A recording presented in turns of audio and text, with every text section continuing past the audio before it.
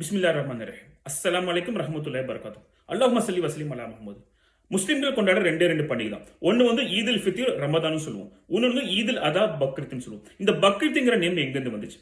தமிழ்ல ஆடுன்னு சொல்லுவோம், ஹிந்தில பக்ரான்னு சொல்லுவோம். சோ அந்த காலத்துல மக்கள் என்ன பண்ணாங்க, ஈதுல அதா அன்னைக்கு மோஸ்ட் ஆஃப் த முஸ்லிம்கள் ஆட்ட குர்பானி கொடுப்போம். சோ பக்ரா, இந்த பக்ராவோட நேமை செப்பரேட் எடுத்துட்டாங்க.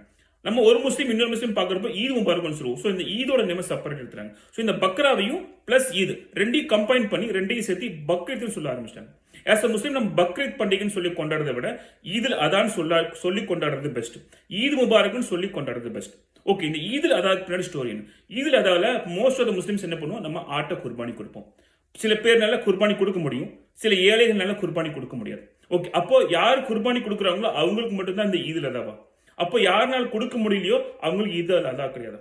அப்ப இந்த ஈதுல் அதாவோட ஸ்டோரி என்ன? Long story short, prophet Ibrahim அவங்கள அல்லாஹ் பல சோதனை சோதிச்சான். அது ஒரு சோதனை தான் இதுவும். அவங்களுக்கு 86 வயசு வரைக்கும் எந்த குழந்தையுமே கிடையாது. அதுக்கப்புறம் ப்ராஃபட் இப்ராஹிமுக்கு ஒரு குழந்தை அல்லாஹ் கொடுக்குறான். அந்த குழந்தை கொஞ்சம் வளர்ந்ததுக்கு அப்புறம் ப்ராஃபட் இப்ராஹிம் கனவுல அல்லாஹ் அவங்க சொல்றான், இந்த குழந்தைய நீங்க குர்பானி கொடுங்கன்னு சொல்லிட்டு அந்த கட்டளையை ஏத்துக்கிட்டு அவங்க குழந்தைகிட்ட போய் சொல்றாங்க, இந்த மாதிரி அல்லாஹ் கட்டளை இருக்கான் உங்களை குர்பானி கொடுக்க சொல்லிட்டு அதுக்கு அந்த குழந்தை என்ன தெரியுமா சொல்றாங்க, இது அல்லாவோட கட்டளை இருந்தா உடனே நிறைவேற்றுங்க. இவங்க கூட்டு போய் இவங்க குர்பானி கொடுக்குற நேரத்தில் அல்லாஹ் அவங்க மூலமா சந்தோஷப்படுறான்னு சொல்லிட்டு அல்லாஹ் சொர்க்கத்திலிருந்து ஒரு ரேம்ப், அதாவது ஒரு செம்மறி ஆடை அனுப்பிச்சு அந்த ஆட்டை கட் பண்றது மூலியமா அல்லாஹ் சந்தோஷப்பட்டான். இதுக்கப்புறம் ப்ராஃபட் இப்ராஹிம் துவா பண்றாங்க, யா அல்லாஹ் என்ன இந்த தீனை கபூல் பண்ண மாதிரி என்னோட சந்ததிகளையும் கபூல் பண்ணு. ப்ராஃபட் இப்ராஹிமோட சந்ததிகள் யார் யார் தெரியுமா? Prophet Dawood, prophet Sulaiman, prophet Ayyub, prophet Yaqub, prophet Musa, prophet Isa, prophet Lut, including prophet Muhammad ஸல்லல்லாஹு அலைஹி வஸல்லம் அவங்களும் நம்ம ப்ராஃபட் இப்ராஹிமோட சந்ததிகள்.